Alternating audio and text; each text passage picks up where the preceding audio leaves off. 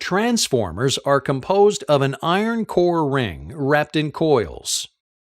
One coil is connected to an AC input voltage and is called the primary coil. The other coil is connected to an output circuit with a load resistance and is called the secondary coil. The two coils are well insulated from each other and do not form a physical electrical connection. This gives a transformer its unique electricity-altering properties. Transformers can either step up or step down a voltage.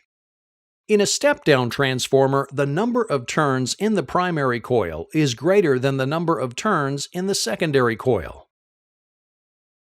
In a step-up transformer, the number of turns in the secondary coil is greater than the number of turns in the primary coil.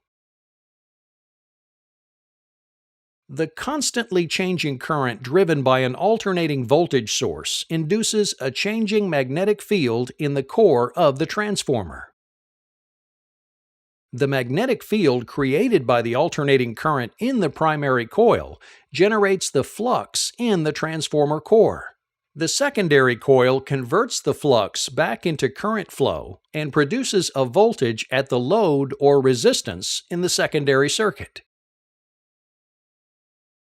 If there are fewer coil turns on the secondary than on the primary, this is called a step-down transformer. The resulting voltage in the secondary circuit will be less than the primary.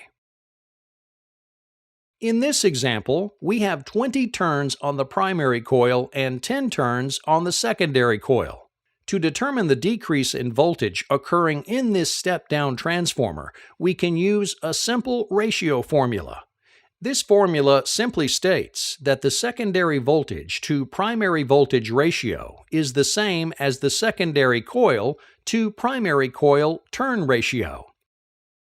Rearranging the formula and then dividing 10 turns by 20 turns, we get 0.5 multiplied by 120V. This results in a calculated step-down voltage of 60 volts.